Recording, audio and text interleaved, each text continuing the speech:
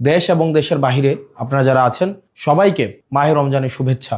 রমজান আমাদের মাঝে প্রত্যেক বছর আসে আত্মশুদ্ধির উপলক্ষ নিয়ে। আমাদের যেই জড়া কুরিপু, পরহিংসা, পরশ্রী কাতরতা, রাগ, ক্ষোভ সবকিছুর ঊর্ধ্বে উঠে আমরা যেন আমাদের ইফতার, আমাদের সাওম, আমাদের তারাবি এই প্রত্যেকটি উপলক্ষের মধ্য দিয়ে আমরা যেন আত্মশুদ্ধির উপলক্ষ খুঁজে নিতে পারি।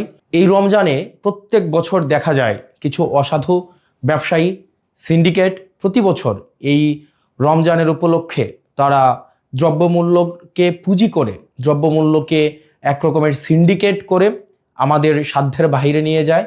আমাদের জনগণের যেই সাধ্যমূল্যের বাহিরে এই আমাদের নিত্য প্রয়োজনীয় যে বিষয়গুলো রয়েছে, ছোলা, মুড়ি, তেল এবং নিত্য প্রয়োজনীয় যে বিষয়গুলো রয়েছে, তেল, গ্যাস, এই প্রত্যেকটি বিষয়কে দেখা যায় সিন্ডিকেট করে সাধারণ জনগণের সাধ্যের বাহিরে নিয়ে যায়।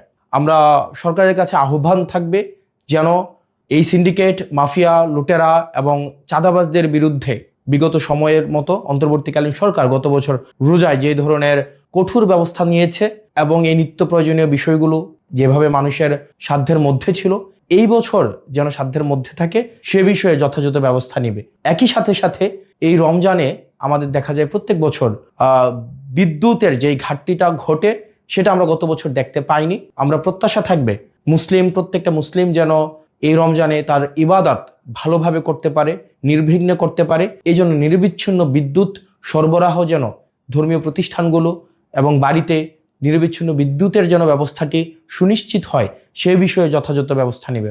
আপনারা দেশে এবং বিদেশে যারা আছেন এই রমজান উপলক্ষে আমাদের মধ্যে যেই ধরনের নেতিবাচক বিষয়গুলো রয়েছে সেগুলো অতিক্রম করে বাংলাদেশের জন্য, প্রত্যেকটি মানুষের জন্য আমরা যেন ইতিবাচকতার বার্তা নিয়ে আসতে পারি। আল্লাহ আমাদের সেই তৌফিক দান করুক।